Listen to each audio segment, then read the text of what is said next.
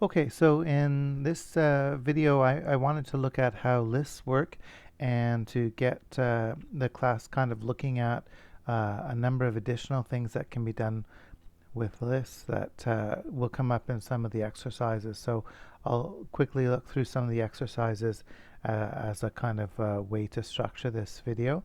Um, I will, you can be working on this in Replit if you wish.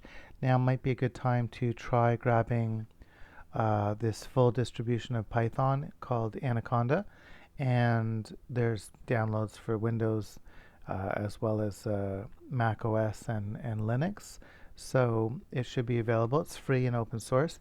And and when you install Anaconda, if you kind of take a quick look um, at the website, you can download it either place here. And it comes with all sorts of libraries. It's a really powerful kind of Python distribution that will,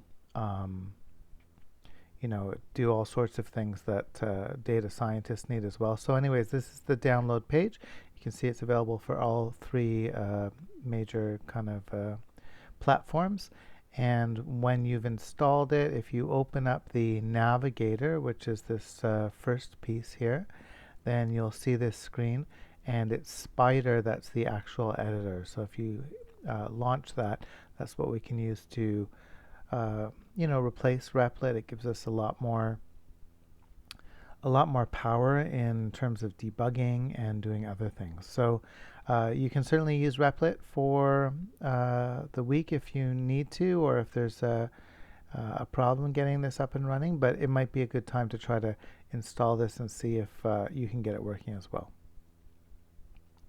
Also, also for Replit, just make sure when you create a new Python program that when you do it, you're actually creating a Python 3 version. So there's the actual editor. And just loading up stuff that I had been working on in the past. So it's kind of a lot of tabs opening up there. There's your interpreter. This is Python 3, as you can see. And the end as well. So for instance, if I were to, I don't know which some of this code is in, some processing some music stuff here.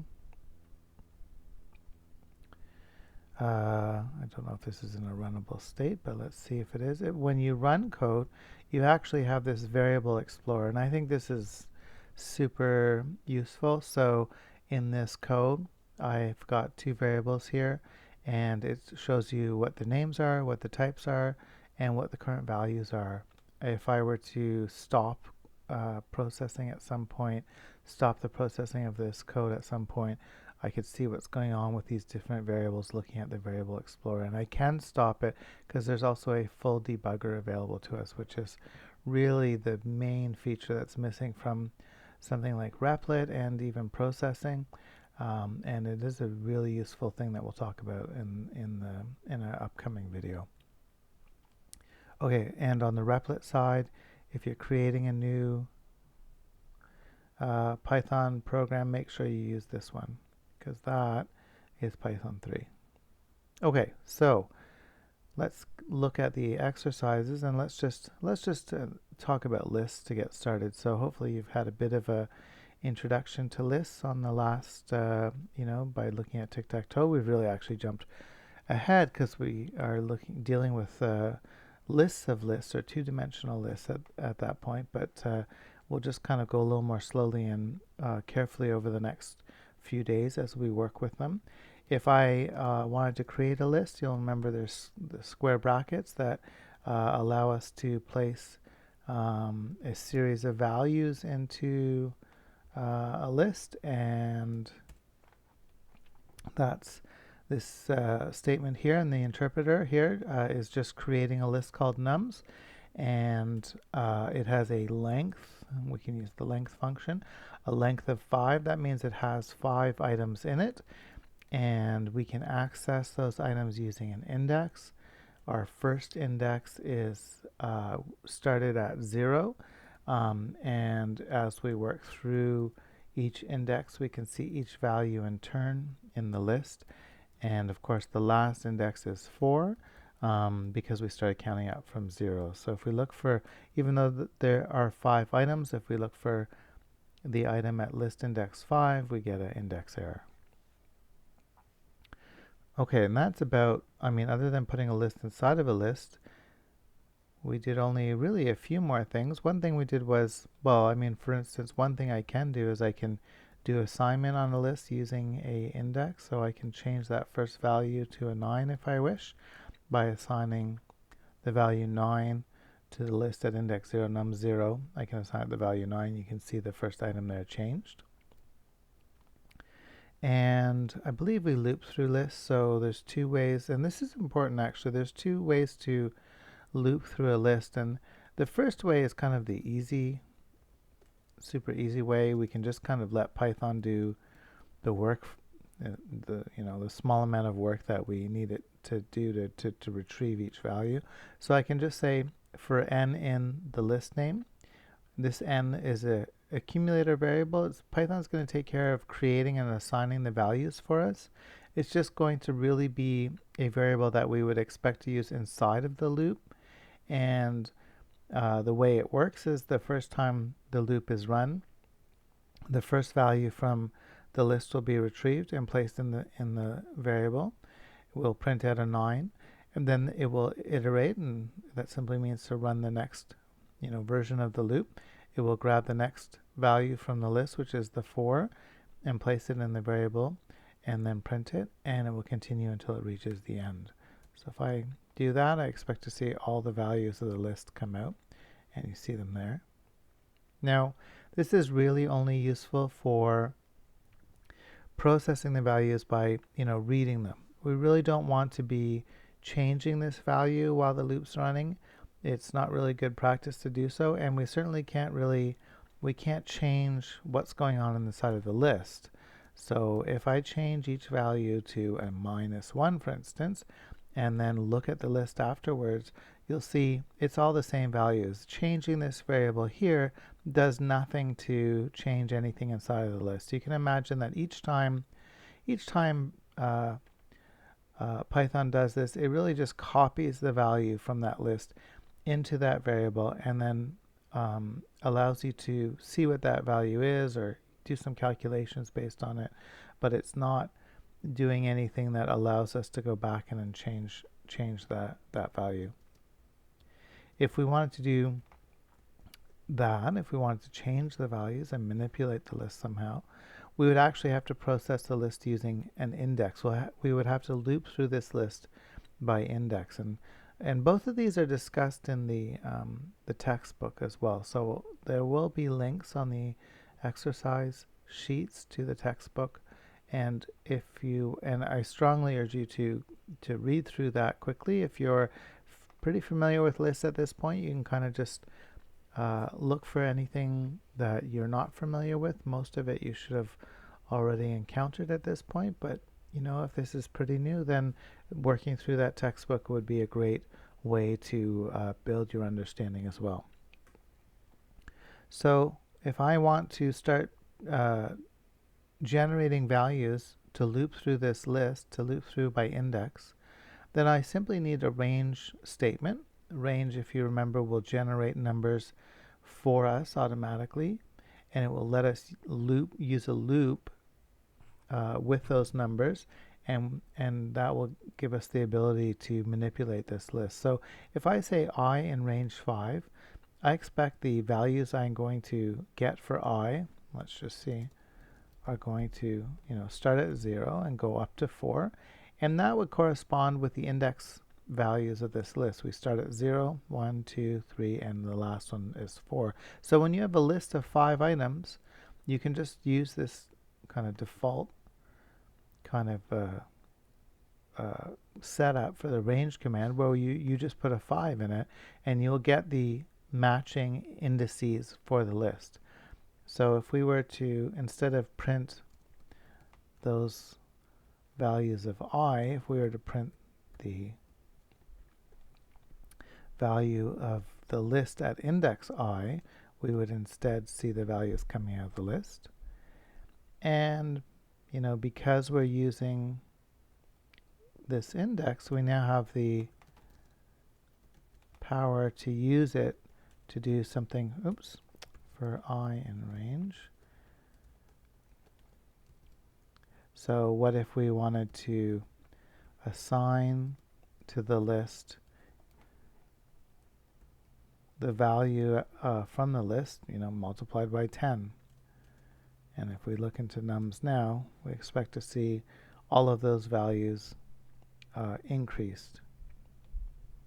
So we can assign back into the list, we can process, and this is a very common pattern, if you want to call it, that we have a list of data, we need to go through and process that data. Perhaps we need to manipulate it into another list. So I'll make a list called processed, and I'll give it just 5 zeros for now, and I'll do that same idea where I will go through the list by index. So I'll just do something with the data from the nums list. Let's say I grab it and I multiply it by 2, and I'll store that in the processed list. And you can see that in both cases I'm using index I. And what that lets me do is just, create two lists that are kind of, paired up in a way. Oops. Let me do that again. So there's I thought I made it plural. So here's the original nums list that I was looping through. And here's all the values in the second list corresponding. So the first value, these were multiplied by 2. So the first value, it corresponds to the first value in the process list. This is the first value in the nums list multiplied by 2. This is the second value in the nums list multiplied by 2, and so on to the end of the list. So, we're just working with some basic kind of ideas.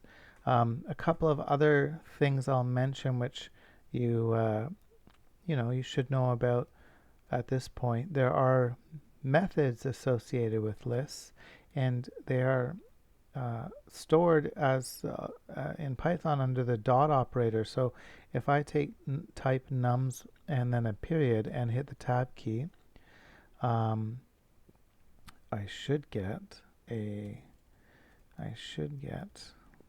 there. I had to hit it twice there. A list of a display that shows me all the different method names that are associated with this nums object, whatever this thing is. This is a list in this case. So these are all things that we can do with lists. And I'll just talk about a couple of them. So first of all, append is one that we use quite frequently. Now, a list in Python is different from something like, if you've heard of an array or you've been looking online for some research, it is different from an array. An array typically in a language like Java or C is created initially when you first create it, you have to initialize it by saying how long it's going to be. So in this case, we've got a list of 5 items. We would have had to say that it was 5 items long. And we'd never be able to actually add anything onto that array. But lists have the ability for items to be added on, and that is done with the append method. So if I were to add on the value -99 to the nums list, I use the append method, and append means add on to the end. So when we look at this list, we'll see the value added on at the very end there. And of course, you'll notice that that means that there's 6 items in the list now. Now, what if we needed to actually add a value somewhere else? Well, there's a method for that as well, and that is the insert method. And I'm just trying to remember how I can get help on this. I believe I can do this.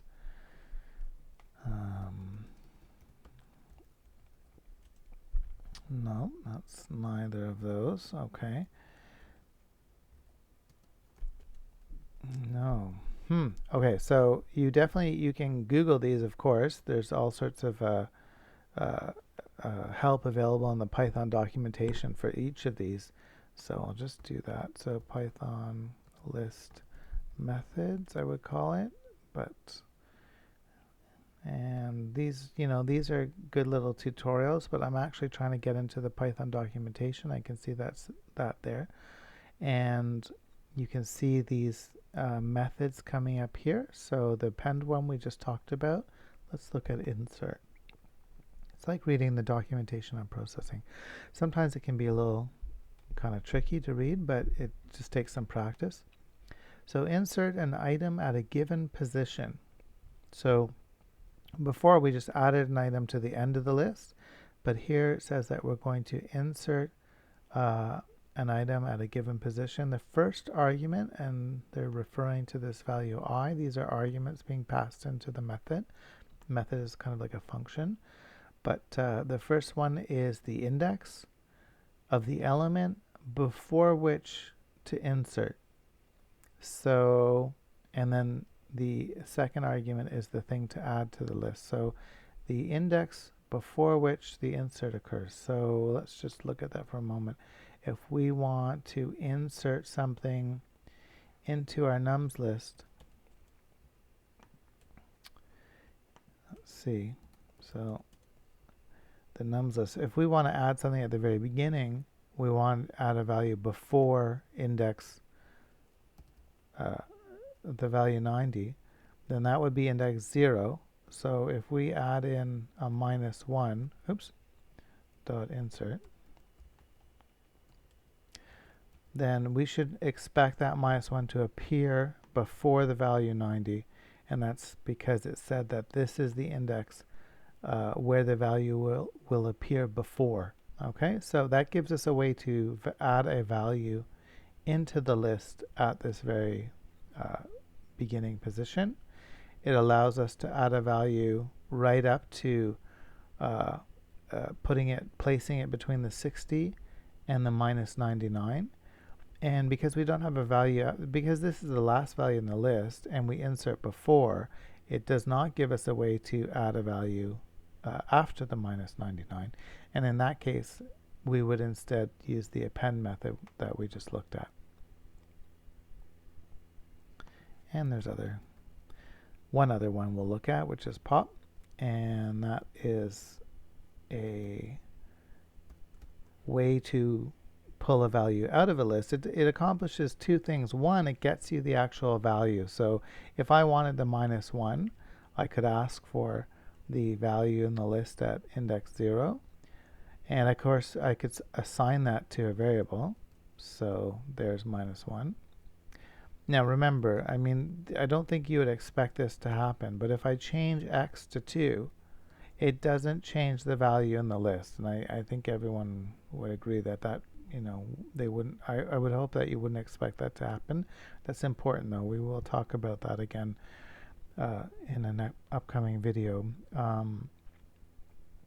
But if we were to try to grab, okay, so sorry, so we just retrieve the value, but we can also pop it. So I can say, x equals nums dot pop, and I'm going to pop the first value.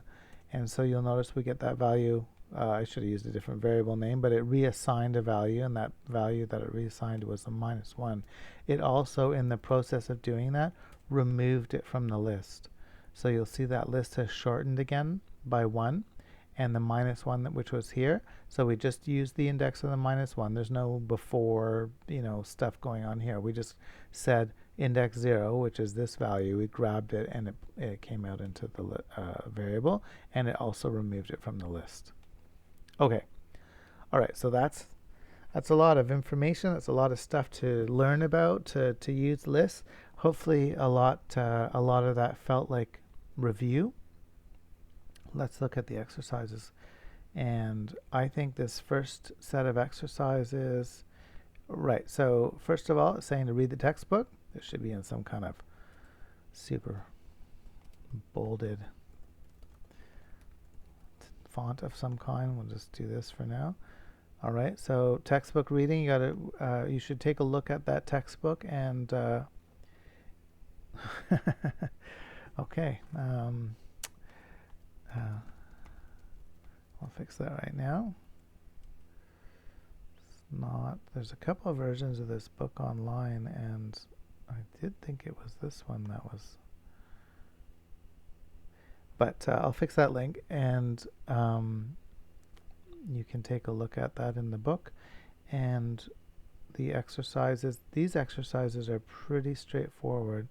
So they are, here we are.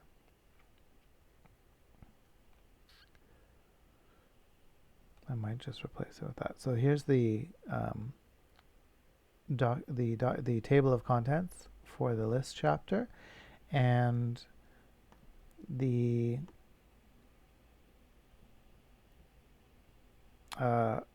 question is really just asking you some basic questions about this list that's given here. So you just work through those, and I don't even think we really need to spend too much time looking at them. They, you know, what's the index of Brighton in the following list? Just converted my, you just have to watch it when you convert stuff into Google Docs that these strange quotes might get used. And if you wanted to copy this and paste this into your Replit, this code, you can do that, but the you got to watch it when it does these smart quotes. They're typographically correct, but they will not process in Python. So you can grab this code and you can work with it in processing, in Replit or in